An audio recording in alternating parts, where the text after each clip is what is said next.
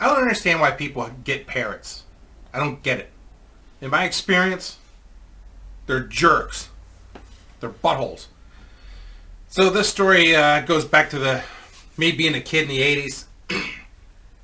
I was thinking about the other day, dining and ditching at Denny's with those guys. With old Steve driving the Toyota pickup truck. And Scotty the Body and his three brothers. So this involves all of them. So Scotty the Body, he had an uncle that started a DC power supply company that just completely took off and made him millions of dollars. And he ended up buying this mansion off of Santa Rosa Road between Camarillo and Moore Park. And guy had a bit of a drug problem. And anyway, that guy was a pretty interesting character. He actually went with us. It was the very first concert that I'd ever been to, which was Guns N' Roses and Metallica at the Rose Bowl. Fake No More was supposed to open up, but for some reason they couldn't make it. So Motorhead showed up and opened instead. And so that was pretty cool. They had a big giant Jumbotron behind him on the stage. Lemmy came out. The band came out and Lemmy's just looking around. They're not doing anything. And he gets on the mic and he says, "I'm not playing a fucking note till I see some teats." So on the Jumbotron, camera scanning out in the crowd, and there was some gal that was sitting on some guy's shoulders, and she lifted up her shirt, flashed her fun bags, and they immediately went right into Ace of Spades. Then Metallica came on, and after they finished their show, we waited like 2 fucking hours for Axl Rose to get his fucking ass out there for Guns N' Roses to play. He had a habit of doing that shit back then, and it pissed off a lot of people and started a riot in St. Louis. So Axl Rose is a fucking dick. I like Guns N' Roses. I don't like him. Best song by Guns N' Roses is Rocket Queen. My Michelle, that's a good one. Anyways, but back to our story of Scotty the Body and his three brothers, their uncle. So he had a really big place, and he was going out of town, and asked those boys to keep an eye on his house while he was gone. And so, like, yeah, sure. So I think he was gone for like a week and a half or something like that. Anyway, big place, big outdoor pool, and we were all of us were there. There's so many people there. We had a little soiree there. We decided to play Marco Polo. Now, we used to play Marco Polo somewhat regularly in the summer at Steve's place because he has a pool, or he did in that house. And Marco Polo with these guys was no joke.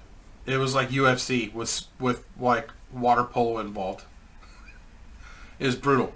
Steve took these goggles and he duct taped them. And if you were it, you had to wear these goggles and there's no way you could cheat. And if you were it and you're not that great of a swimmer, well, get ready to get tortured. The guys would swim underneath you in the deep end, grab your leg and yank you down, pull you underwater and get away from you before you could tag them. If there's a fish out of water, somebody outside on the pool, they dive in the air, slap the shit out of your face.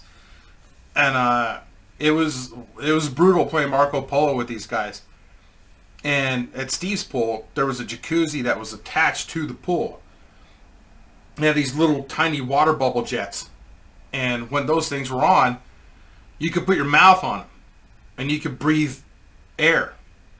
And you could stay underwater for forever, as long as you want. And nobody would know you're in there. Unless, if you're it, you slid in there and started reaching around. So Marco Polo back then was pretty brutal. We'd get bruised up and shit and fucked up playing Marco Polo. So we're playing Marco Polo at this house. And this guy, he had these really expensive big ass parrots, and he'd leave the cage open and just let them wander around the property and stuff. They never flew off. I don't know if the wings were clipped or whatever. They never flew away.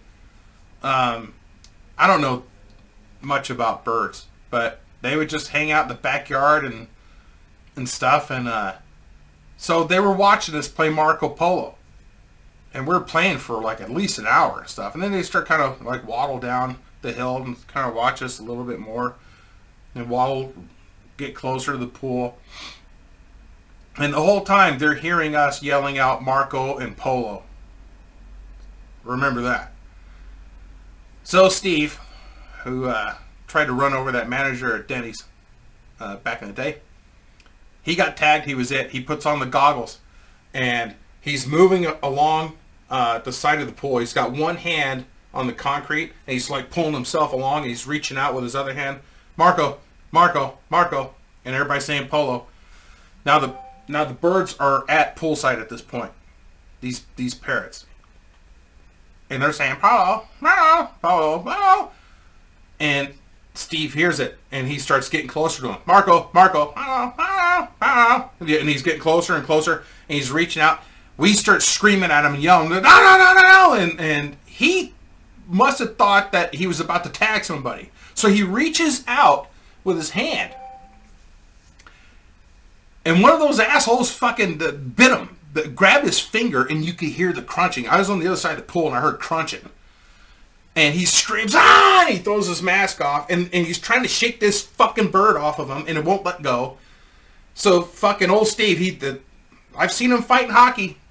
He brought fucking aluminum foil to that final hockey game that I told you about in that other story. Anyway, he throws a couple attaboy Freds right in the cabbage of this fucking African gray parrot or whatever the hell it is, and just blasted it, and it finally let go. And I think his finger was broken, but it's like the cartilage or something you could hear just, you know, when it clamped down on it. And that thing, the beak was huge. And he just splashed water on him, and they started to waddle away, and they were fucking laughing there. They were laughing at him and shit. I don't understand why people get these things. I once dated a gal, an Italian girl, that lived in Moore Park in this condo. And she had these a pair of lovebirds. And they were pretty expensive too. And she had them in a cage that was in her room. And when I was giving her the business, I'd look over at the cage and go, yeah. And the male bird was like, oh, fucking, both of them were doing this. Did they get mad at me whenever I was cramming her? And sometimes she'd let them out. And those things would be flying around and attacking me like a fucking Hitchcock film.